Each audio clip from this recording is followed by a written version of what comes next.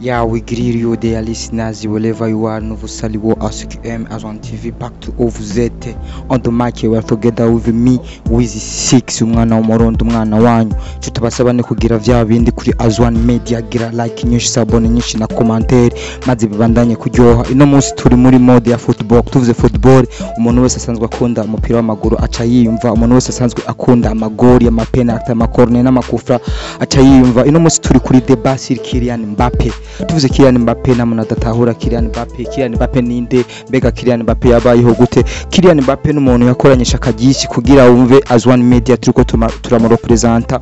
Umuntu wese afise umwanya wo gukoresha ingufu ziwe kugira ngo abone ivyo ashaka. Ni Kylian Mbappé yakoresheje ingufu ziwe, akoresha ubwenge bwiwe kugira ino munsi abashe kuba ari on trade muri no monde ya football. Kylian Mbappé ninde?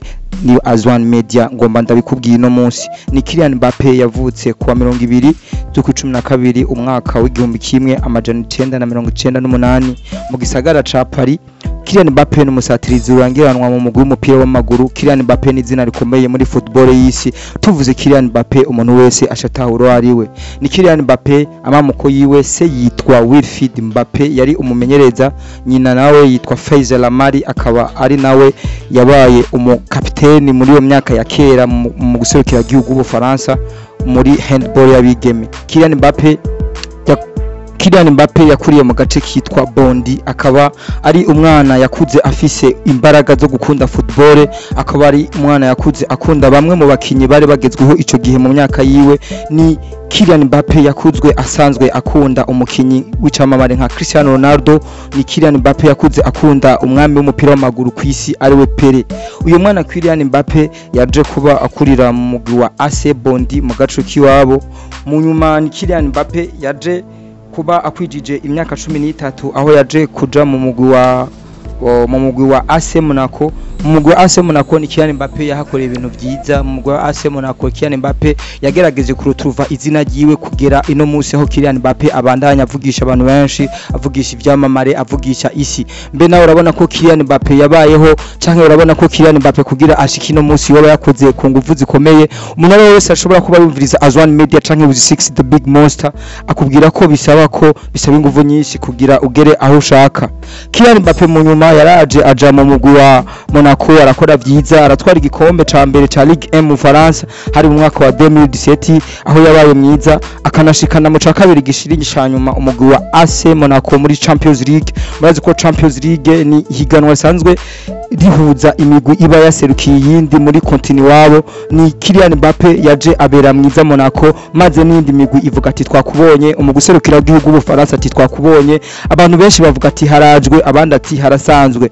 Ni Kylian Mbappé yaje agaragara mu bihe vyiza aho muri 2017 amaze kurangiza amasezerano yo mu mugwi wa Paris Saint-Germain yaciye aronka isoko ubwo nyene rimutuma kuba umukinyi wa mbere yoba ashaka kugurwa amahera menshi kw'isi, kuko mu vyiza vyiwe Kylian Mbappé yakoze haje imigwi myinshi yashaka kumugura, harimo Real Madrid, Barcelona, Manchester City, Manchester United, Bayern Munich harimo na Paris Saint-Germain. Ni Kylian Mbappé wewe yabona ko icambere ategetswe gukora 6 ari uko ariko akinira muri equipe yiwabo, ni naho byo mufasha kugira azamure urutonde rw'abafana bari basanzwe bamukurikirana. Ni vyatevye Kylian Mbappé yaje mu mugwi wa FC Paris Saint-Germain aguzwe amafaranga menshi, aho yagiye kuba umukinyi wa mbere aguzwe amafaranga menshi muri iki kinyejana, aho yaguzwe amafaranga miliyoni 180 y'amanyaburaya.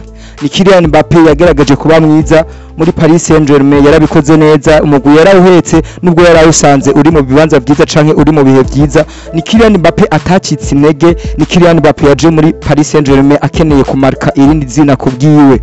Kylian Mbappé yaje muri Paris Saint-Germain akora ibintu vyiza, aho yabahaye ibikombe vya Championnat National vy'Ubufaransa ico twitwa Ligue 1 bigera kuri bitandatu. Aho ndavuga nko muri 2018 aragaruka, 2019 aragaruka, 2020 aragaruka, 2022 aragaruka, 2023 aragaruka, 2024. Sivyo byonyene Kylian Mbappé yarabongera kandi abongera ibikombe twitwa Coupe de France zine, arongera aragaruka baha icyo twitwa Coupe de Ligue zibiri. Ni Kylian Mbappé yageragaje kuba umusatirizi w'ibihe. Ni Kylian Mbappé yadugije izina giye ubwo yazaga muri Paris Saint-Germain.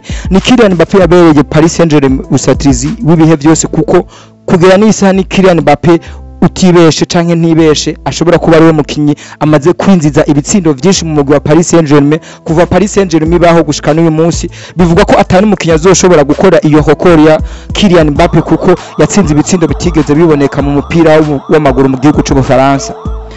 Akabijya itariki 10 z'ukwezi kwa gatanu 2023 Kylian Mbappe yanditse kuri Instagram yiwe asanzwe akoresha ko agiye kureka gukinira Paris Saint-Germain, aho ivyo bintu byagiye kuvugisha abantu benshi biratera amakritike, aho Kylian Mbappe ubwiwe yayumva n'ubwoba bwo gusohoka gutembera mu gihugu c'Ubufaransa kuva aho yamaze kwandikira ico kintu. Abantu benshi baravuga harimo na president w'igihugu c'Ubufaransa Emmanuel Macron aravuga ko Kylian Mbappe atategerezwa kuva mu gihugu c'Ubufaransa kuko yabona ko ariko akinira Ubufaransa biriko bitera ishema igihugu c'Ubufaransa, kumva ubwo igihugu c'Ubufaransa gifise umukinyi w'umusatirizi w'igihangange nka Kylian Mbappe. Itariki 3 z'ukwa gatandatu 2024 niho yamenyesheje ko ari nk'umukinyi wa Real Madrid, aho abantu benshi batavyemeye, aho abaparisien benshi barize umunsi abafaransa biriwe mu marira, umunsi biriwe bifutse kumva ko Kylian Mbappe agomba sezere ihiganwa ryabo yerekeze mu mugwi nka Real Madrid. Ariko Kylian Mbappe wewe kuko yabona ko kuva muri Paris Saint-Germain akaja muri Real Madrid atakosa ririmo, kuko ubundi bwo ari muri Paris Saint-Germain hariho des trophées individuels nka Kylian Mbappe ababona ko acerewe kuronka gushika n'isaha bivanye n'ibikorwa vyiza Kylian Mbappe yo bariko akorera isi canke yo bariko akorera imigwi yiwe. Kylian Mbappe represente Ubufaransa. Tuvuze Kylian Mbappe abantu benshi baca bumva drapeau national y'Ubufaransa. Tuvuze Kylian Mbappe benshi baca bumva kazoza ka Lionel Messi canke kazoza ka Cristiano Ronaldo canke kazoza ka bamwe mu bantu bagize ico bamarira football y'isi, no babona ko ari na kamwe muri kazoza k'abantu bazotuma football ibandanya ikundwa ku isi. Mbe nawe urabona ko Kylian Mbappe yo bari citegererezo c'abantu bakiri nyuma, mbe urabona ko Kylian Mbappe ashobora kuzoromonta ivyo bakuru biwe nk'ibihangange baba baragize kuri no football y'isi. Urashobora kuvuga ico uvuga, ariko nka Azwan Media turashobora kubona ko Kylian Mbappe ari umuntu yakoranye inguvu nyinshi kugira agere ahageranye. Izina ryo mu Faransa ni kimwe gushika kubitigira into kubwira, ni kimwe mu mazina avyibushe, ni kimwe mu bintu Ubufaransa bwishimira. Mbappe ni izina ry'igikundiro muri France muri rusangi, yatwaye championnat y'abakiri bato batarenze imyaka 19 hari mu 2016, atwara Coupe du Monde ya 2018 yabereye mu Burusiya, aho nakubwira ko muri Coupe du Monde ya 2018 yabaye umukinyi mwiza w'umwaka, yongera atogwa nk'umukinyi yaranze igikombe c'isi cyabereye mu Burusiya, aho Kylian Mbappe yagaragaje kuva muri iryo higanwa atsinze ibitsindo kitari kimwe canke bibiri. Ni Kylian Mbappe yigenjeje neza bituma Ubufaransa butwara ico gikombe ca 2018. Ni Kylian Mbappe atahagarikiye aho, yarongera arakora vyiza mu mugwi wiwe, aragira neza, aratwara ibintu vyinshi, yongera kandi agarukana muri finale y'igikombe c'isi muri 2020 ubwo batsindwaga muri finale bariko batsindwa n'umugwi wa Argentine wa Lionel Messi. Ni Kylian Mbappe tuvuze ko ari umukinyi akomeye azokwamaho. Ni Kylian Mbappe tuvuze ko inguvu ziwe zatumye abantu benshi bakunda football tutiba twibeshe. Ibi bako muvyumva kuri Azwan Media. Azwan Media twariyemeje ko tuzobabwira byinshi byiza, ndababwiye ko Azwan we are the one, turi kumwe birashoboka.